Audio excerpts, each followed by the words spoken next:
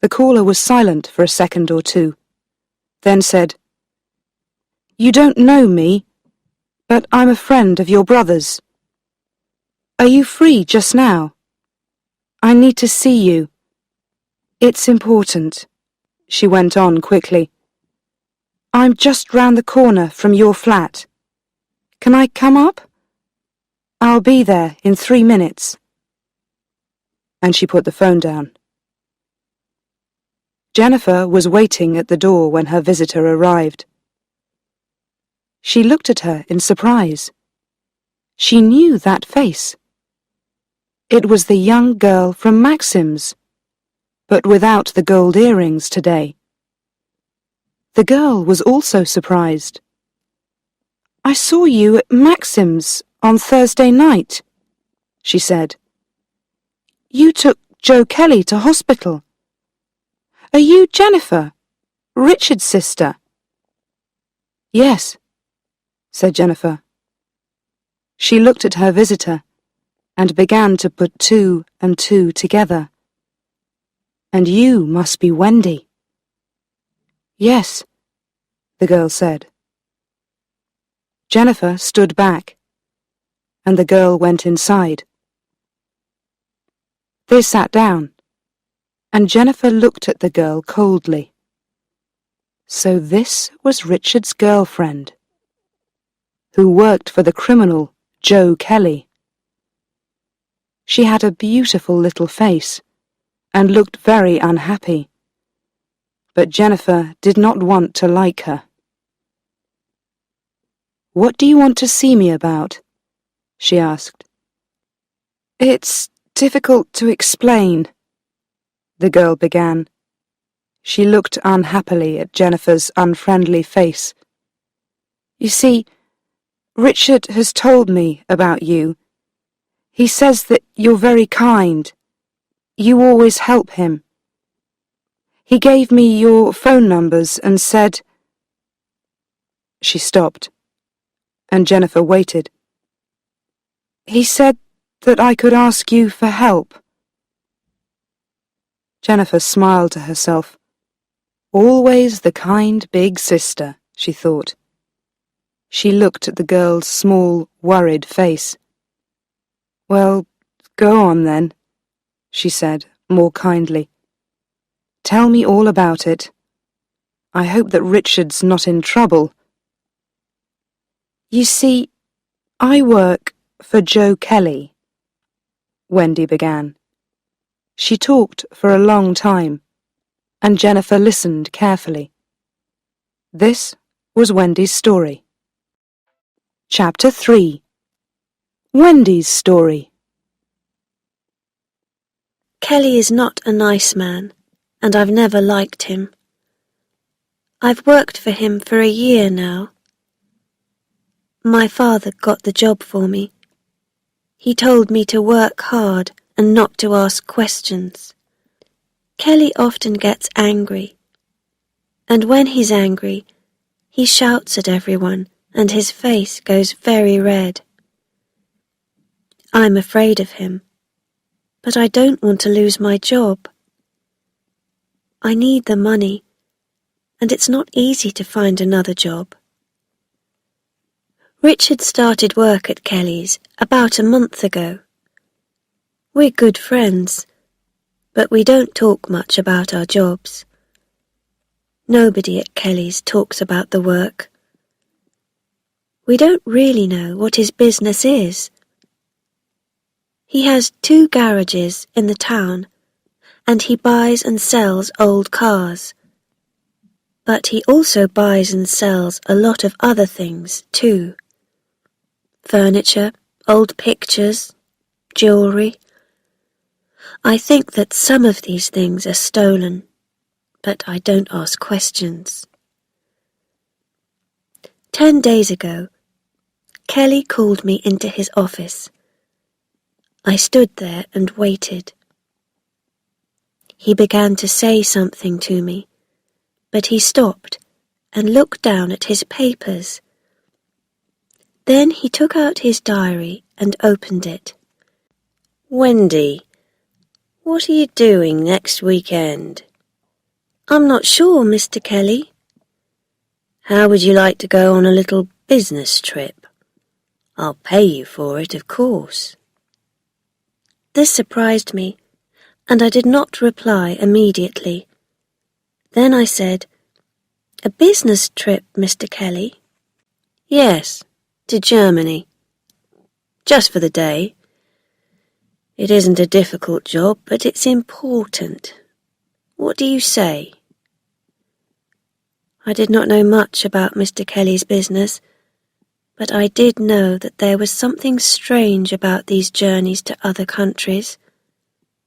They happened every 2 or 3 months, and after them there were secret meetings in the office, often late in the evening. I decided that I did not want to go. But I've never been to Germany. Don't you think... Well, perhaps you can ask one of the others. I'm asking you, Wendy. I said that it was important, and I want you to do it.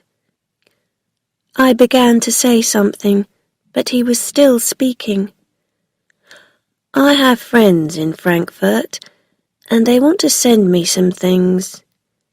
They'll give you 3 small boxes, like egg boxes, and you'll bring them back here. There's nothing difficult about that, is there? I didn't say anything. Are you listening to me, Wendy? He asked. I need you to do this job for me. His voice was getting louder now. I looked him in the face. I'm sorry, Mr. Kelly. I've just remembered. I'm busy next weekend. I can't do it. He jumped up and his chair fell back. Now, just you listen to me, young woman. You work for me, remember that? I'm the person who pays you. He caught my arm and shook me.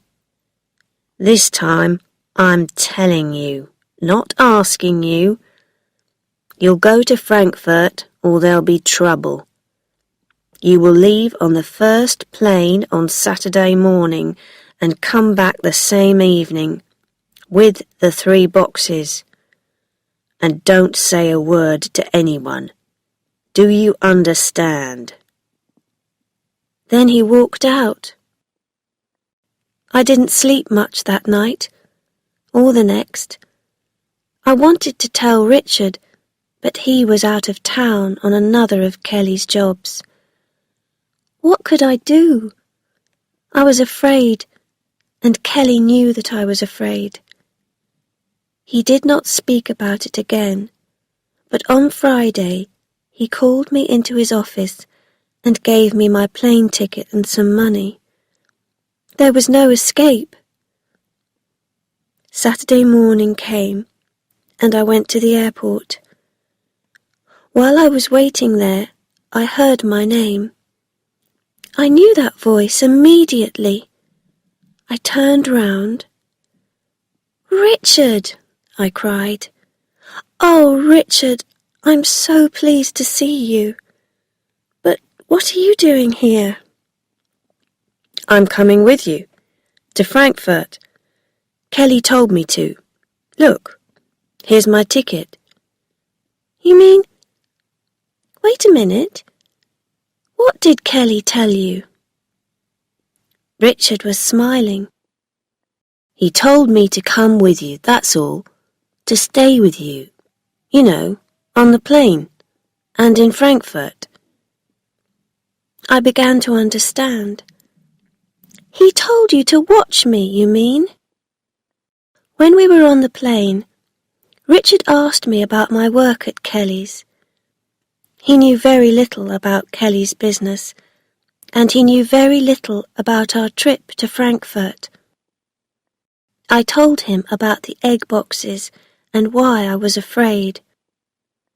"The boxes are small," Kelly said, "so I think it's jewellery," I told Richard.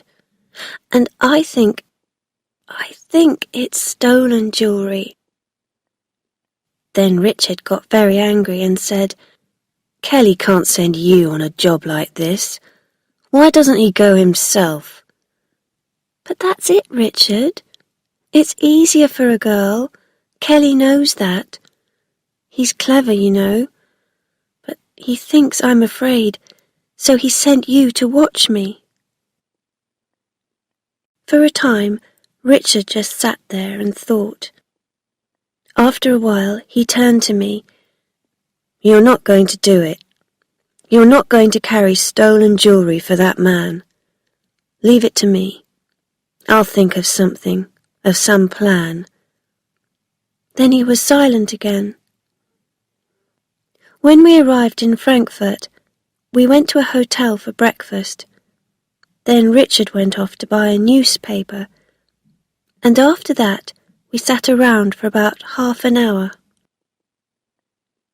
We had to meet Kelly's friends outside the hotel. When we walked out of the door, 2 men were waiting for us in a white Mercedes. We drove through the busy streets of the city and then into the country. Some time later, we stopped at an old house with trees all around it. We all went inside, and the men took us into a dark room at the back and left us there. It was cold, and Richard gave me his coat. He was smiling quietly to himself. We waited there in silence. In another room, people were talking. We could hear their voices. Then the driver of the Mercedes came and took us upstairs. A short man in a dark green shirt was sitting at a desk. In front of him, on the desk, were 3 boxes. He was playing with a pen and watching us carefully. Richard spoke to him in German. I did not understand, but I heard Kelly's name, and the man in the green shirt began to say something. All at once, there were noises outside, the sound of cars and voices and people running. The man jumped up from his desk and pulled a gun out of his pocket. He tried to get to the window, but at that minute the door opened and 3 or 4 policemen ran in and jumped on him. There was a fight, but the police got his gun from him and held him on the floor. An older man arrived, a police inspector with grey hair, and began to give orders to the policemen. He called across the room to Richard and me in very good English. Are you all right? They didn't hurt you, did they? He gave some more orders, and then he came across to Richard and held out his hand. Well done, young man. I must thank you for your help. He turned to me. And thank you, too. You've done very well, both of you. It's been a good day's work for all of us. I looked at Richard, and he gave me a little smile. What does he mean? I asked, but Richard did not answer. The inspector then explained to me. Your friend phoned us this morning from your hotel. After that, it was easy. We just waited near the hotel for the white Mercedes and then followed it here. The inspector took us back into Frankfurt in his car, and when we arrived there, we went at once to his office. He ordered coffee for us, and while we were waiting for it, he said, You've helped us a lot already, but we need your help with one more thing.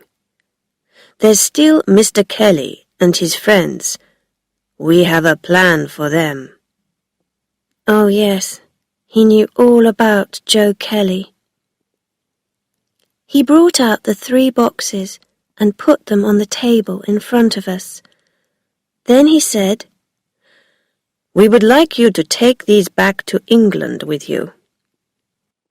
Richard and I looked at him in surprise. The inspector waited for a minute and then went on.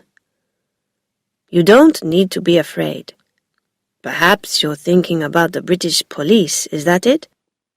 Everything will be all right. I will speak to Chief Superintendent Edwards in London, and there'll be no trouble for you. Now, listen carefully. He went on. Just give the jewelry to Kelly. He won't know about the accident to his German friends, and you must not tell anybody about it, or about our conversation today. That's very important. The British police will watch Kelly and wait. Do you understand? This plan sounded dangerous to me, but Richard said, Yes, of course we'll do it, won't we, Wendy? Richard is not afraid of Kelly, you see. So we brought the boxes back with us on the Saturday evening plane from Frankfurt. We did not get back until nearly midnight, but we took the boxes at once to Kelly's house. He told us to wait, and then went into another room. When he came back, he was very happy. He put his hand in his pocket and took out some gold earrings. These are for you, Wendy, for your birthday next Thursday. No, Mr. Kelly, no, you mustn't. I can't take them, really I can't. Of course you can, Kelly laughed. You've worked hard for them, and we must have a party for you. Let's get some people together on Thursday night. Where would you like to go? To the Ritz? Or perhaps a disco? No, I know. And he began to sing. Let's all meet at Maxim's. We'll have a wonderful time. I told him 3 times that I didn't want a party, but he didn't want to listen. He was too pleased with himself. Oh, yes, Wendy. We must have a party, and you must wear the earrings. Then I'll know you're my good little girl.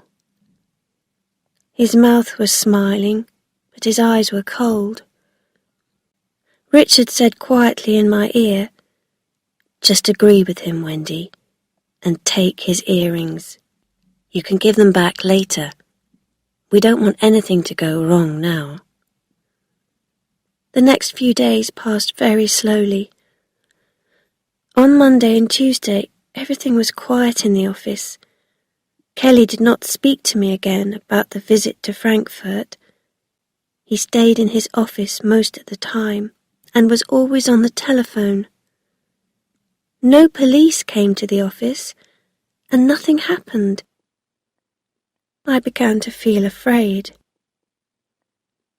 Early on Wednesday morning, Richard called in to see me. Is he in yet? He asked. He looked at Kelly's door. Not yet. Why?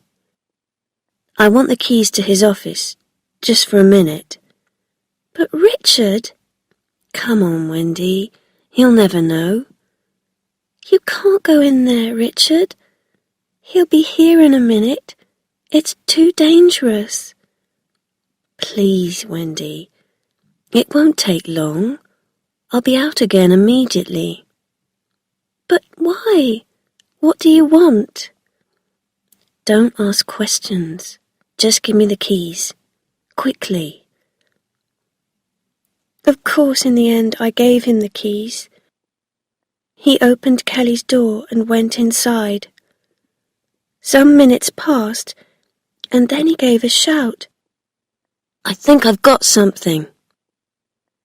I went in and saw that Richard was standing in front of Kelly's desk with a letter in his hand. He held it up for me. This, he said, is going to help us. What do you mean? I did not understand. Listen. He read from the letter. The eggs arrived last weekend and they are now in my house. Be there on the 18th of April, 11 a.m. The 18th, I said. That's next Saturday. Just then, I heard a car outside. That's him, I cried. Quick, put that letter back. You must get out of here at once. I ran through to my office with Richard behind me. Out there, quick! I pushed him into the kitchen, and at the same time the door opened and Kelly walked in. Good morning, Wendy. He did not stop, but went into his office and closed the door behind him. Richard then quickly left the office, and I did not see him again that day. He phoned me the next afternoon, which was Thursday. I knew at once that he was unhappy about something. What's happened, Richard? I asked. I'm not working for Kelly anymore, he told me. This morning, Kelly told me to do another of his little jobs for him, and I said no. So he started shouting at me, and then he told me to go. So that's it. I'm looking for another job. He gave a little laugh. And worse than that, he hasn't paid me, and now I can't buy you a birthday present. Oh, Richard, that's not important, I said. But are you coming to Kelly's party for me at Maxim's tonight? I won't go without you. You must come. I can't, Wendy. I'd like to be there, you know that. But we mustn't meet until after Saturday. Why not? What's happening on Saturday? And what's happening about the egg boxes? What are the police doing? Kelly says I must wear my new gold earrings at the party, but I don't want to. They came from Frankfurt in one of those egg boxes, and they're stolen. Oh, Richard, I'm afraid. What am I going to do? Everything's going to be all right, Wendy. Really, I've got a plan. Just go to the party and don't worry. I'll see you soon. Richard put the phone down, and I have not seen or heard from him since then. Chapter 4. Another birthday present.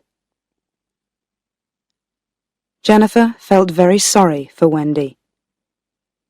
The girl's hands were shaking, and she was trying not to cry. Jennifer went and sat next to her, and put her arm round her. So what happened after the party on Thursday night, when the police took you away? She asked quietly. Oh, it was terrible, Wendy said. They took the earrings from me, of course, and they asked a lot of questions. I told them that the earrings were a present from Kelly, and I told them all about the police in Germany. But they didn't believe me. They told me to go to the office on Friday and not to say anything to anybody. And they wanted to talk to Richard. Wendy turned to Jennifer. What am I going to do? She asked. Why didn't the police believe me? Haven't the German police talked to them? And where's Richard? I can't find him. She began to cry quietly. Jennifer stood up. We must phone the police in Germany, she said.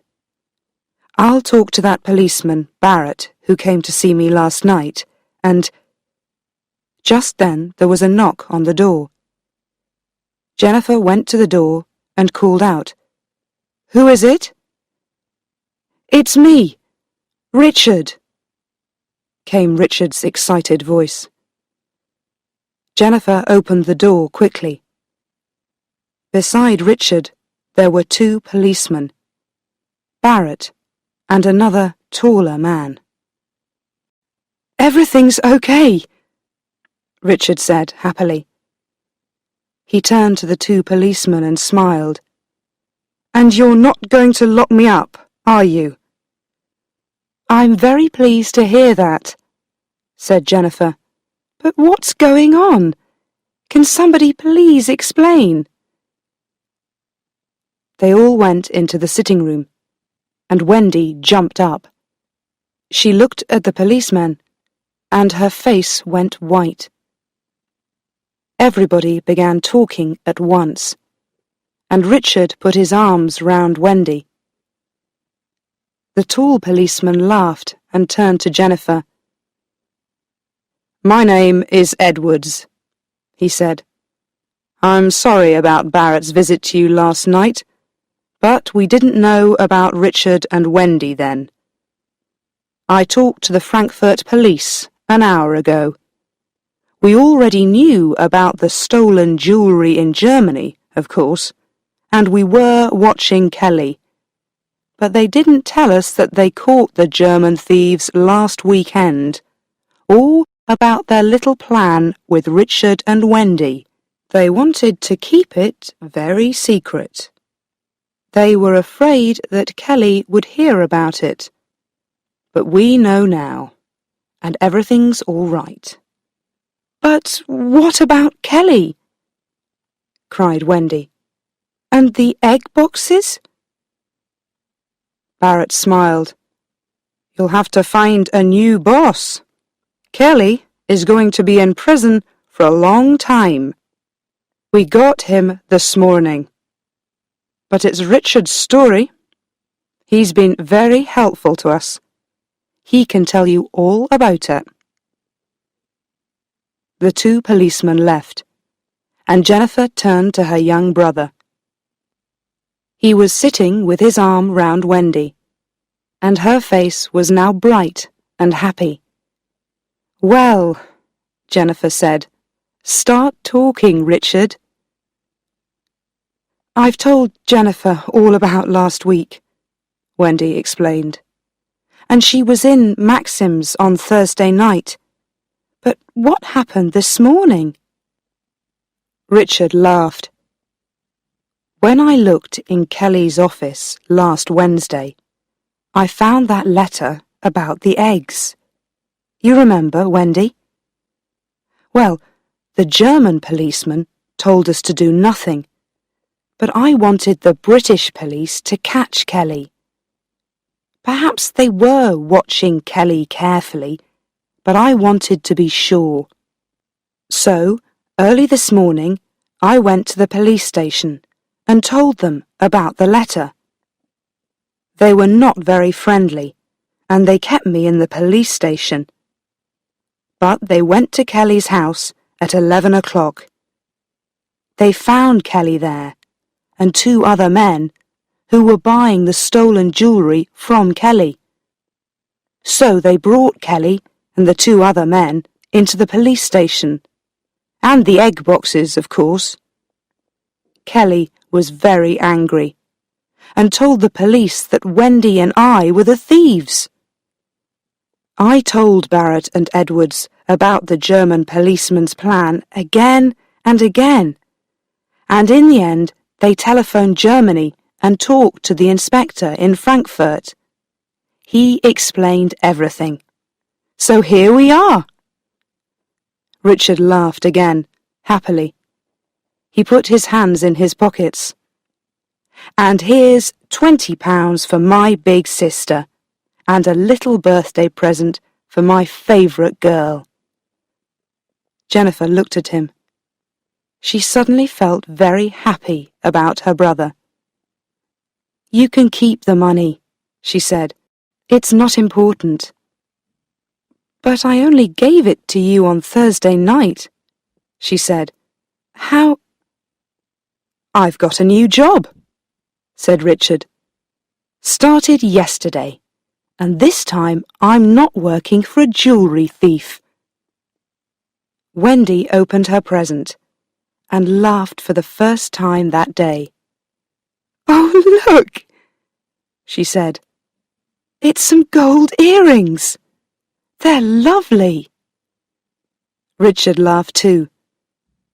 They're only small earrings, Wendy, but I can tell you this. They did not come from Frankfurt in an egg box.